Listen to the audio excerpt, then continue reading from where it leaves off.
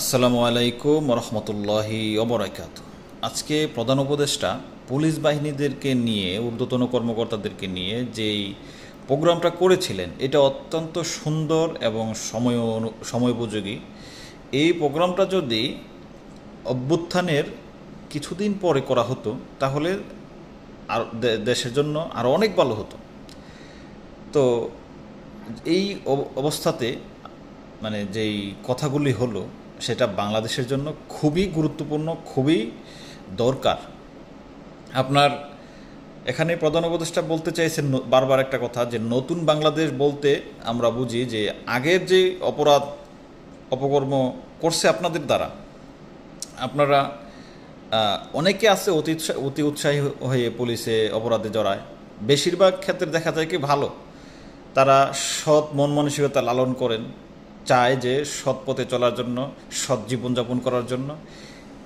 এইসব পুলিশ ভাইরাও দেখা যায় এই প্রশাসনের চাপে পড়ে, রাজনৈতিক দলের নেতাদের চাপে পড়া তারা এটা করতে, একটা অপরাধ করতে বা অপরাধকে সায় দিতে তারা বাধ্য হন।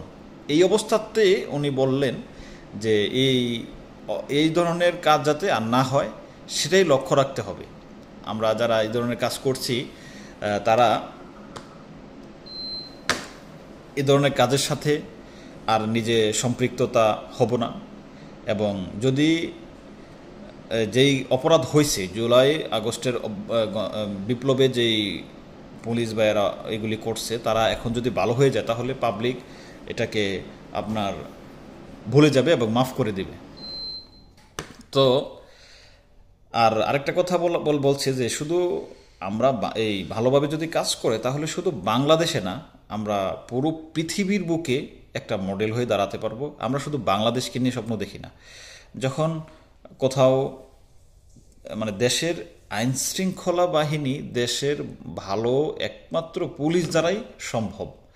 পুলিশের বাইরে গিয়া বা দেশ সাজানো, দেশ সংস্কার করা, যাই কিছু করা, এটা কখনো সম্ভব না। কারণ দেশের সব কিছুই পুলিশ দ্বারা নিয়ন্ত্রিত এবং পুলিশই হচ্ছে দেশের সব কিছু মোটামুটি বলা যায়।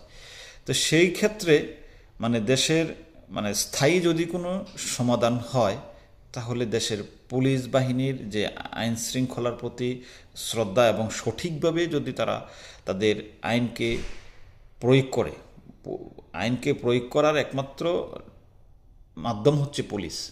তো সেখানে যদি পুলিশ যদি ঠিকমতো কাজ করে তাহলে বাংলাদেশ অবশ্যই স্বয়ং সমৃদ্ধ হবে। বাংলাদেশ বিশ্বের বুকে মাথা তুলে দাঁড়াতে পারবে। প্রফেসর ডক্টর ইউনূস স্যার আরও খুব বারবার একটা কথা যেটা বলতেছেন যে আমরা অতীতে যে আমরা খারাপ ছিলাম না, খারাপ মানুষের কবলে আমরা পড়ে গিয়েছিলাম।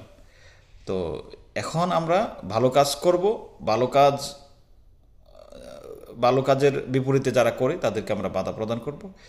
এইভাবে যদি করি তাহলে আমাদের যেই পিছনে যে ভুলভ্রান্তি হয়েছে সেগুলি জনগণ মাফ করে দেবে। এটাই মোটামুটি উনি বোঝাতে চাইছেন। আর আমরাও যারা সাধারণ মানুষ আছি তারাও সেখান থেকে দেশটাকে শুধু শান্তি শৃঙ্খলায় রাখার দায়িত্ব শুধু পুলিশের না, প্রত্যেকটা নাগরিকের দায়িত্ব। প্রত্যেকটা নাগরিকে এটার দায়িত্ব নিয়ে কাজ করতে হবে, তাহলে দেশ অবশ্যই ভালো হবে। আসসালামু আলাইকুম ওয়া রাহমাতুল্লাহি ওয়া বারাকাতুহু।